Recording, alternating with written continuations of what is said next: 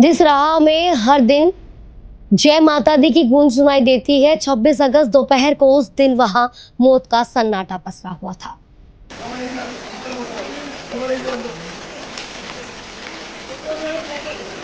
ना घोड़ा था ना कुछ था, सब लोग गायब हो गए थे वहां से। जैसे कुछ एक कहते हैं ना कि कुछ बुरा होने वाला है, उससे पहले ऐसे डर हमें भी बैठ गया था अंदर।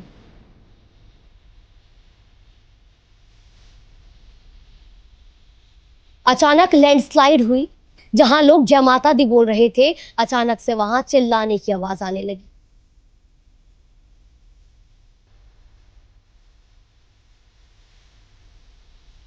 अर्धकुमारी पे आके हमने देखा वहां पे बहुत तेज ऊपर से पहाड़ गिर रहे हैं।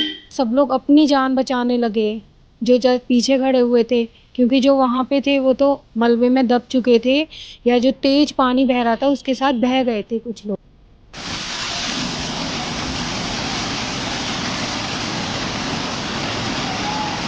क्या मंजर था, मतलब आपने देखा ऊपर पहाड़ गिर रहा था, वो एक बार बताएंगे? एक्सप्लेन नहीं कर सकते हैं उस मंजर को, बिल्कुल भी रूह कांप जाती है। आपके दिमाग में, जहन में उस वक्त क्या आया कि अब क्या होने वाला है? हमारे जहन में तो ये आया कि अब पता नहीं हम वापस लौट भी पाएंगे, नहीं लौट पाएंगे। जिस राह में हर दिन जय माता दी की गूंज सुनाई देती है, 26 अगस्त दोपहर को उस दिन वहां मौत का सन्नाटा पसरा हुआ था। अचानक लैंडस्लाइड हुई। जहां लोग जय माता दी बोल रहे थे, अचानक से वहां चिल्लाने की आवाज आने लगी, बचाने की आवाज आने लगी। अगर जिंदगी और मौत की उस जंग में किसी ने वहां कुछ देखा, जो चश्मदीद वहां पर मौजूद थे, मेरे साथ गुंजन है।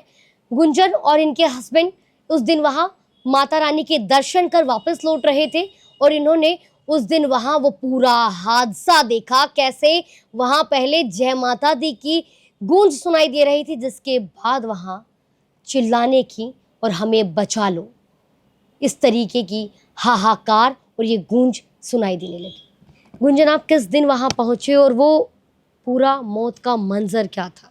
एक्चुअली हम लोग 25 को यहाँ से गए थे, 26 को पहुँच गए थे।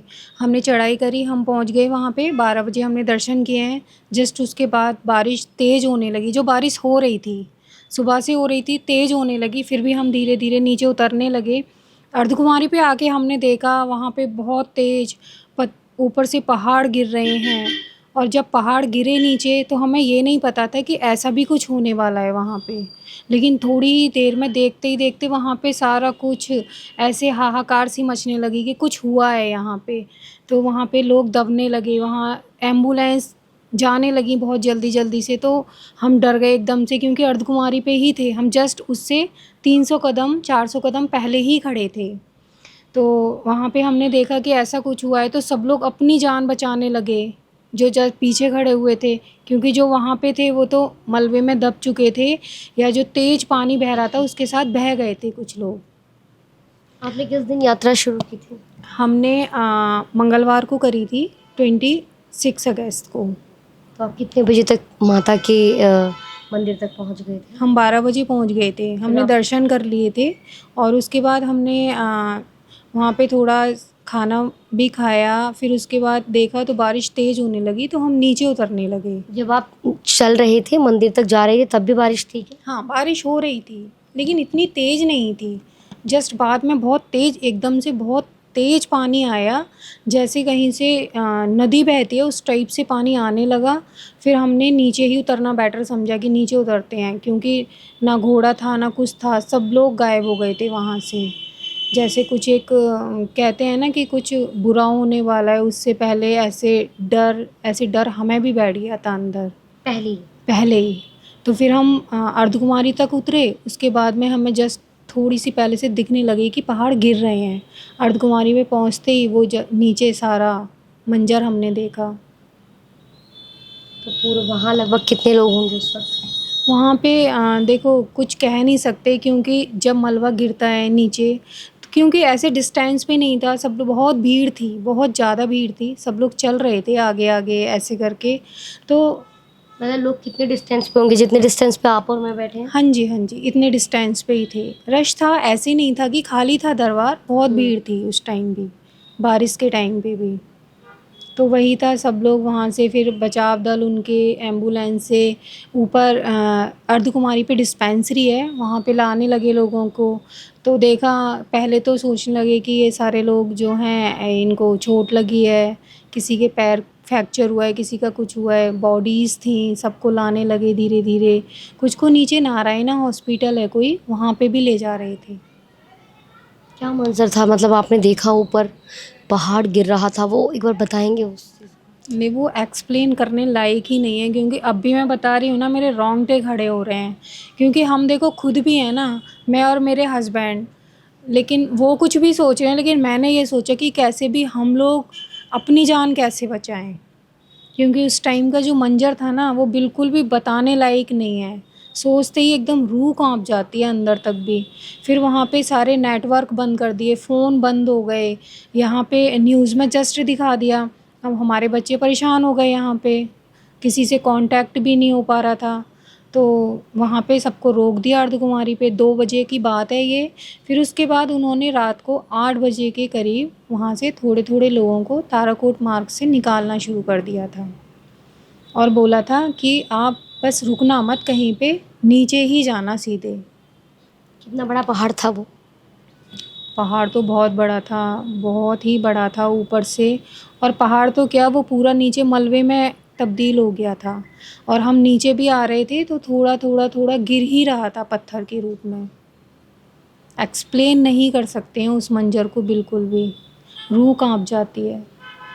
क्या कुछ आवाज़ें आपको वहाँ आई? आवाज़ें आ रही थी, क्योंकि सब लोग वहाँ पे कह रहे थे, भाग रहे थे, बचाओ बचाओ। पुलिस वहाँ की जो आर्मी है वो काफ़ी कोऑपरेटिव है, वो खुद ही उन लोगों को ऐसा नहीं सोचते कि किसी और को बुलाएंगे या क्या है।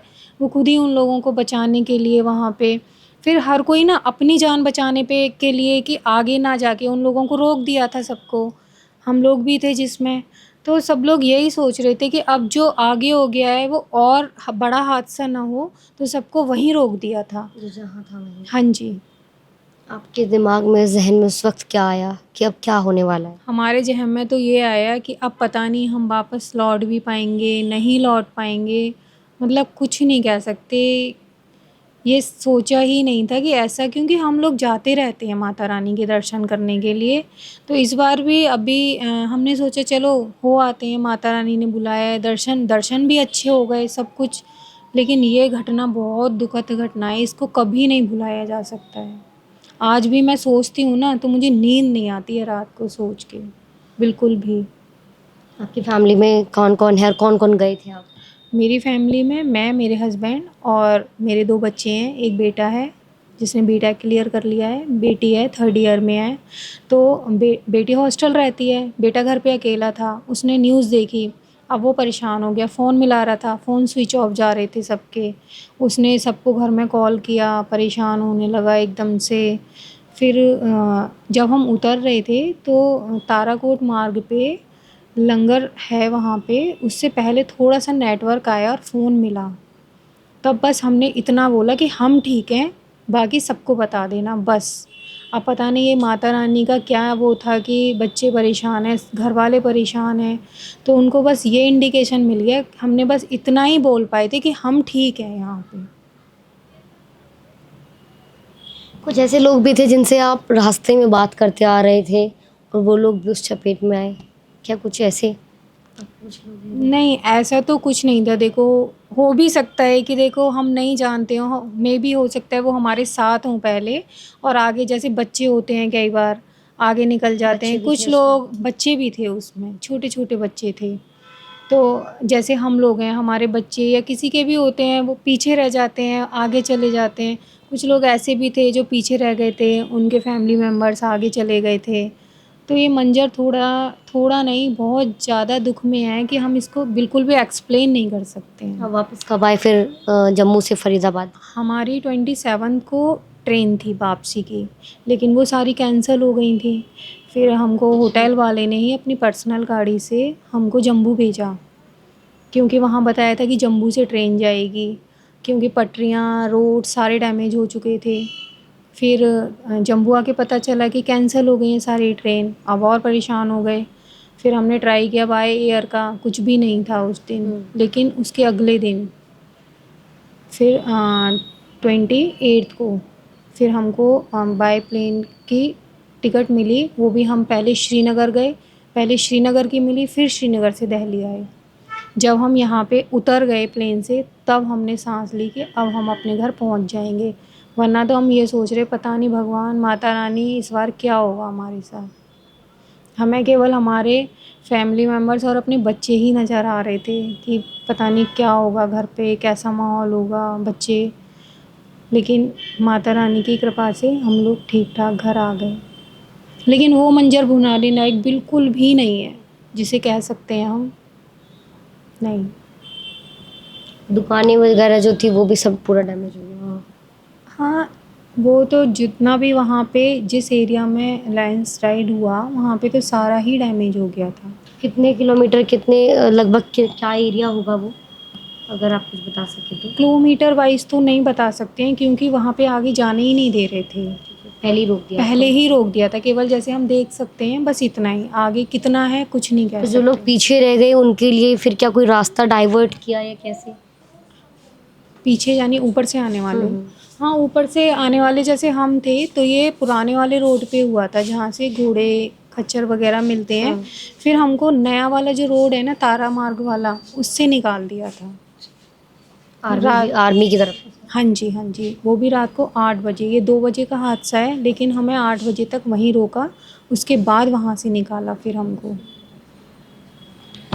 इस वक्त मैं फरीदाबाद में हूँ और फरीदाबाद में मेरे साथ गुंजन है। गुंजन और गुंजन के हस्बैंड उस दिन 26 अगस्त के दिन दोपहर लगभग 2-2:30 बजे के करीब ये वैष्णो देवी मार्ग से उस वक्त अर्धकुंवारी पर थे, वापस अपने घर की तरफ लौट रहे थे और अर्धकुंवारी पर ही वो हादसा हुआ। अचानक वो पहाड़ का हिस्सा टूटकर नीचे गिर गया और उस वक्त भयंकर लैंडस्लाइड की वजह से वहाँ पूरा जो रास्ता था, पूरा मार्ग था, वो मौत के सन्नाटे से पसर गया। हाहाकार मच गया, चिल्लाने की आवाज़ गूंज रही थी और गुंजन ने कई सारी बातें बताई है जो उन्होंने खुद देखी है।